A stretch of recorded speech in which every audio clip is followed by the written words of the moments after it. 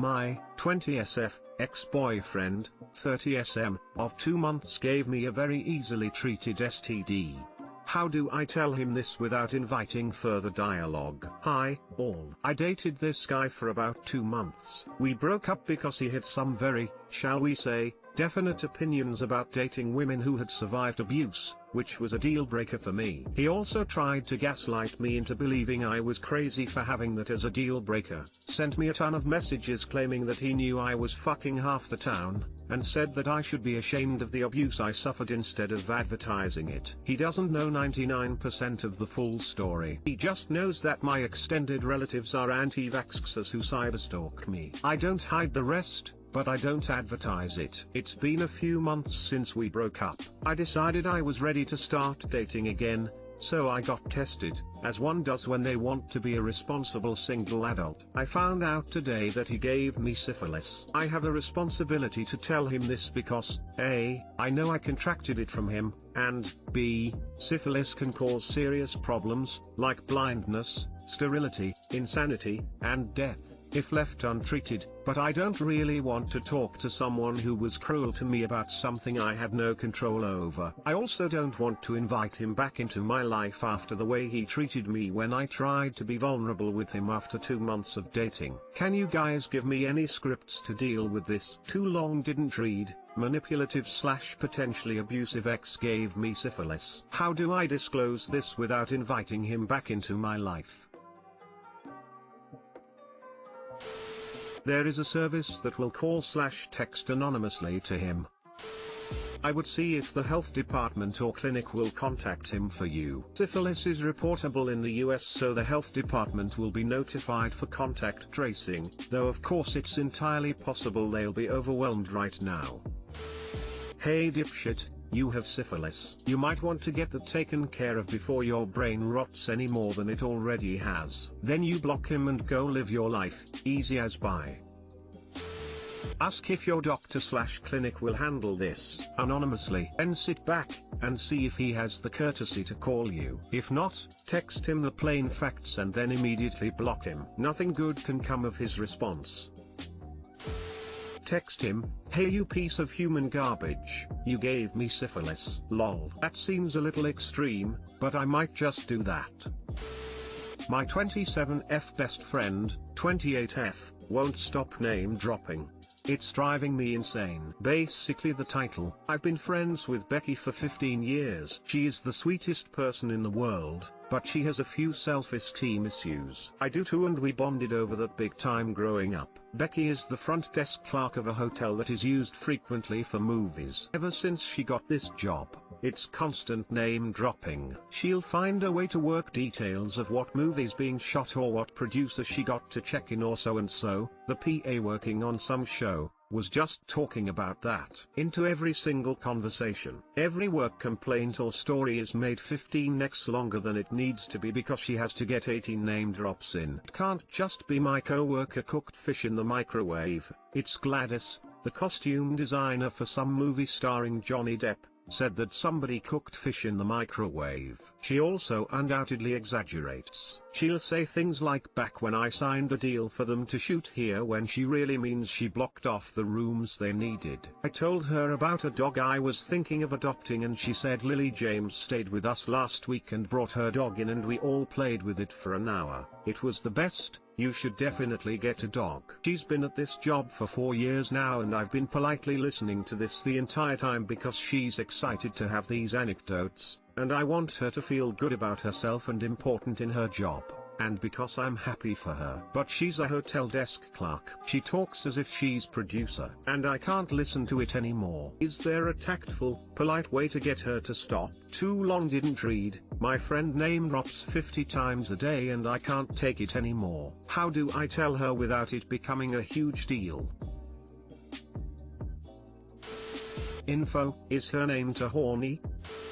Part of me thinks you should just be real with her, sit her down and say that it's annoying. But obviously in a kind way, make it about you personally, that sometimes it feels like she's not really listening because it feels like she makes the conversation about her and her work rather than you and your personal life. Tell her to feel free to tell you any fun stories she may get, but could you avoid interrupting me for things that are vaguely related to the conversation? Ask who? Every time. I work on film sets. I started on security and now work for the locations department. There are so many people like this in the industry. It's a little funny that she's not even in the industry lol, but just let her do what she's doing. Make it evident that you have absolutely no interest in it. Shrug it off. Change the subject. Clearly she hasn't got much else exciting happening in her life, so maybe get her to chase a hobby or something. This reminds me of the time Snoop Dogg asked me for advice, and I told him, LOL, just kidding. Sometimes a lot of this can be accomplished by changing the subject. Ask her questions about her life that interest you more. And if that doesn't work, tell her, while I appreciate your work stories, celebrity culture doesn't interest me as much as it used to, and it kinda leaves a bad taste in my mouth. Can we focus on X, Y, and Z more? I, 28F, genuinely don't care about anyone except for my boyfriend, 30M. Why? Any tips? Too long, didn't read. Apart from my boyfriend, I really don't care what happens to anyone I know. Although confusingly, I feel a lot of empathy for people being discriminated against, and I cry at nearly every film I watch. What is going on? I love my boyfriend and care about him a lot. We've been together for 4 years and we are very happy together. I want to spend the rest of my life with him, and I am pretty sure he feels the same way. However, I genuinely don't care about anyone else in my life. I wouldn't say I hate them or anything, but if they died, I don't think it would bother me much. As a bit of backstory, my childhood wasn't great, but it could have been worse. My mum brought me up by herself, although she had her own difficulties being autistic, which was kept a secret amongst my family. She was just seen as the weird black sheep of the family, and I only found out she was autistic when I was 16. There was emotional and physical abuse from her as a child, so our relationship was pretty non-existent growing up. I've always been close by my grandmother and have always told people that she's more like my mother. I met my dad when I was 9, but I've never lived with him. We're not close at all. Met my boyfriend 4 years ago and moved countries to live with him 3 years ago. I didn't think twice about doing this. Sure, I cared for my gran, but we could still talk on the phone or Skype, so it didn't bother me leaving the country. She was deeply upset by it though. Since then, my boyfriend and I have visited my grandparents once a year, either just before Christmas or over Christmas, although not this year due to COVID, which TBH I'm fine with. It really doesn't bother me that I only see them once a year and that I won't even see them at all this year. We speak maybe once a week on the phone, but again, I'm really not that bothered about calling. I just know that it's the socially accepted thing to do, and maybe I would regret it once they're dead. Now regarding my boyfriend's family, it's really bothering me because I genuinely don't care about them. Sometimes my boyfriend and I go out for a meal or drink with his sister and her boyfriend, and it's perfectly fine. We're able to have a conversation etc, and I think I can fake being interested pretty well. But if I never saw either of them again, I wouldn't bat an eyelid. Don't understand why though, as they've been very welcoming to me and there's no reason for me to feel this way. Likewise with my boyfriend's parents. His mother especially is a very emotional, kind, loving and warm person. She's completely welcomed me into the family and often refers to me as her third child. I can objectively say that she's a very nice person, but if she's ill or upset, I don't feel anything towards her. If she died, I really don't think I would care. She's not the happiest in her marriage, and she's called my boyfriend maybe 3 times in our whole relationship crying hysterically for whatever reason, which I could hear as I was sat next to him, and all I kept thinking is that she should shut the hell up and she's behaving pathetically. Obviously I kept these thoughts to myself, but I don't want to think them. The most recent thing that happened is my boyfriend's dad was rushed to hospital because he has a problem with his heart. His mum brought him there overnight and apparently the doctor said she saved his life. Automatically I start thinking really weird / logical things and nothing emotional. For example, I wonder what's wrong with his heart. From a curiosity point of view, will he die? What are the inheritance rules for spouses? As he's now a pensioner, is my boyfriend in his will, or will all the money go to his mother until she dies? I also then started to think some negative / snide thoughts like, well, getting some fresh air won't solve this problem, as his first answer to anything when someone is ill is they should get some fresh air and go for a bike ride. Lastly,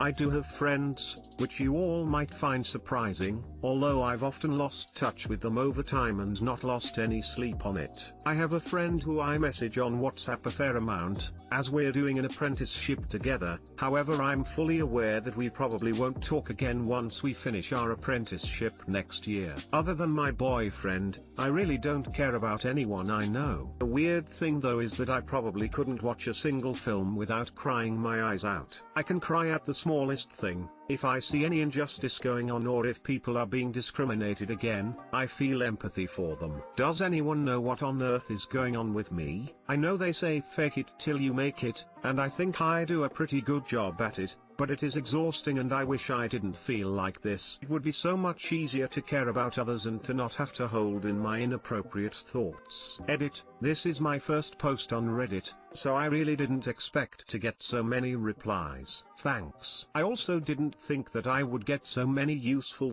/ positive comments. I was really expecting people to call me a sociopath, say that I am a monster and my boyfriend should leave me, so thanks for giving me useful feedback. I have realized that I definitely need to speak to a psychiatrist, as I cannot solve this problem alone and I don't want it to ruin my life, my relationship with my boyfriend or my relationship with his family. I will also consider the fact that I could have autism. However, I really am unsure about that. In some ways I think I definitely could, in others not. For those of you who also experience having negative / sadistic / inappropriate thoughts, I really would like your advice. Thoughts are being pretty overwhelming right now, so much so that I cannot keep my damn mouth shut and have accidentally let a few things slip this evening, which I really should not have let happen. How do you do it? When they're so frequent, do they then qualify as intrusive thoughts? Right now, I cannot think of a single positive thing right now. All I can think of are really atrocious and sadistic things and it's driving me crazy. I've had a shower, listened to music, watched YouTube etc., but nothing will distract my mind. I'm thinking of watching a horror film to maybe please the sadistic thoughts. Maybe it will work. After I am fully aware how messed up this is / sounds.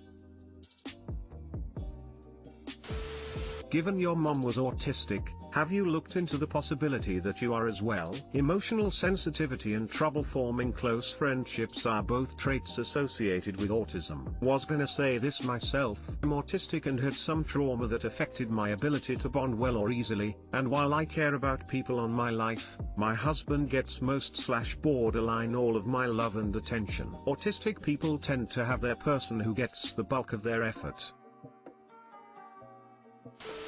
I think you should see a therapist. I see this post as a sign of self-reflection. Don't ignore it. This world is cruel enough. If we can all care about each other just a bit more, this will be a better world. I am so proud you made this post. 2 thoughts. One is you have developed this attitude of being very matter-of-fact around people you actually know as a defensive response to difficulties present in your childhood. So you cannot, or do not, open up in your direct relationships, but can express sadness at situations in which you are further removed, and thus do not need to protect yourself. The second is you have some level of depression, again related to your lack of care in childhood. Throw that in because I know my depression signals are sometimes mixed, and don't always seem to relate to what is happening. I'm not a licensed or trained anything in the psychology or therapy professions, so this is just an observation from a bystander.